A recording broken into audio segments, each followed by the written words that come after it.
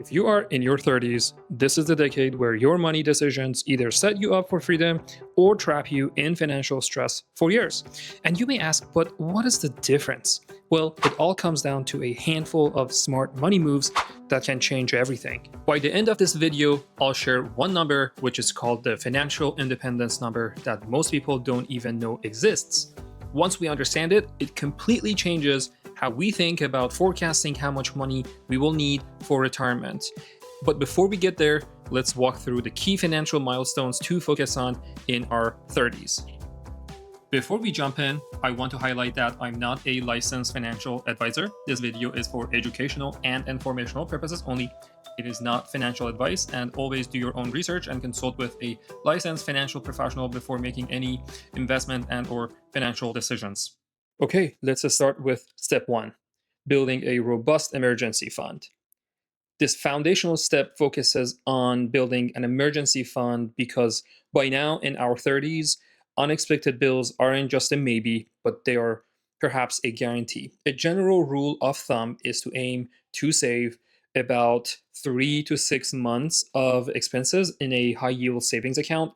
These accounts typically return anywhere from 3 to 4.5%, depending on the market and conditions of the market in that month or year. But this isn't investing money, right? This is just a financial safety net that we want to create. The pro tip here is to automate transfers from your checking account every payday, so you do not have to even think about doing it manually, because you won't.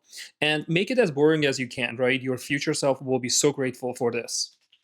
Step 2, eliminating high interest debt. In this stage, we want to pay off those high interest debts. And I'm talking about credit cards, personal loans, any lingering student loans, what have you.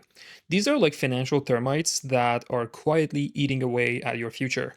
And there are two methods of tackling them. The first one is called the avalanche method, where you pay off the highest interest first.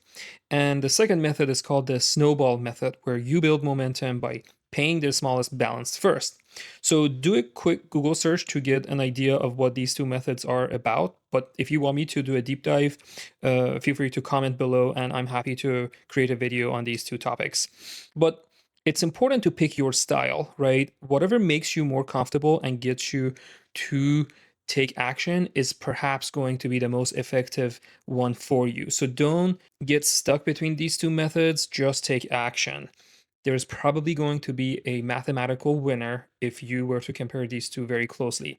But what matters is taking action sooner than later. Step 3, maxing out retirement contributions. All right, once that's under control, it's now time to make your money work for you.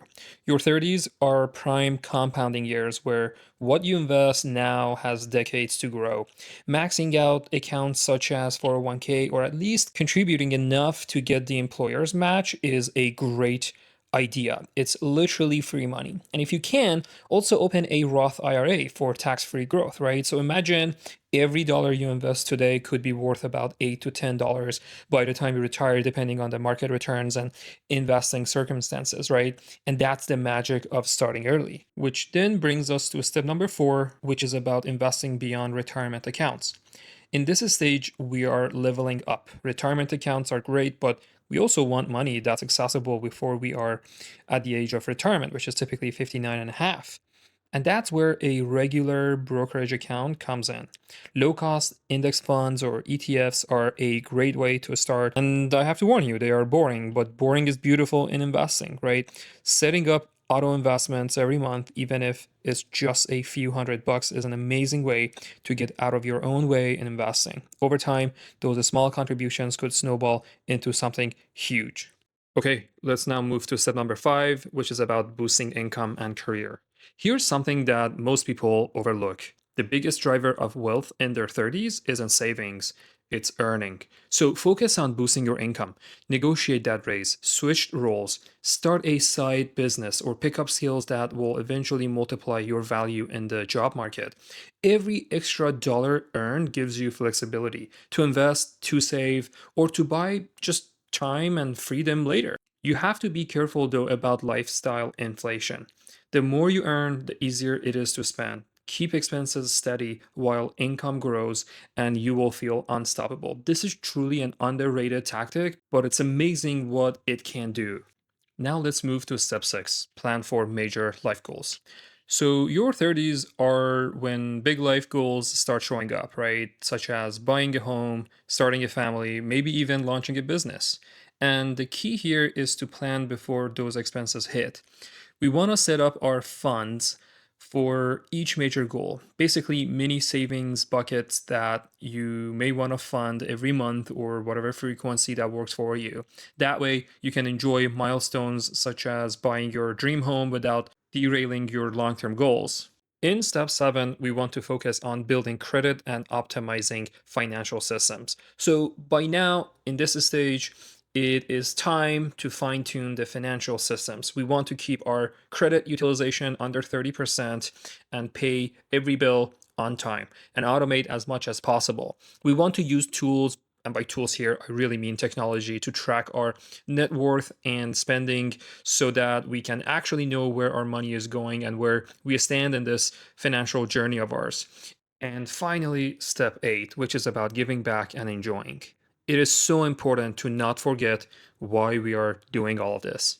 Financial success isn't just about numbers, it's about freedom and impact.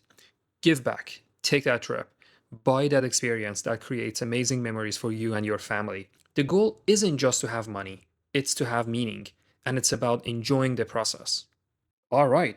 But before we bring this to a close, remember the number that I mentioned at the beginning of this video, the financial independence number? That's the amount that a person needs invested to live off their investment returns. A simple rule of thumb is to take the annual expenses and multiply them by 25. For example, if someone's annual expenses are $100,000, for example, multiplying them by 25 gives a financial independence number of $2.5 million based on that simple rule of thumb. It's really that simple, but also it's very general. So it may not fit everybody's financial situation, but it's a good way to understand things at a very high level. All right. We covered a lot in this video. If this video helped you, hit that like button, subscribe for more financial insights, and drop a comment telling me which milestone you're going to be focusing on next. You've got this. I hope this was helpful.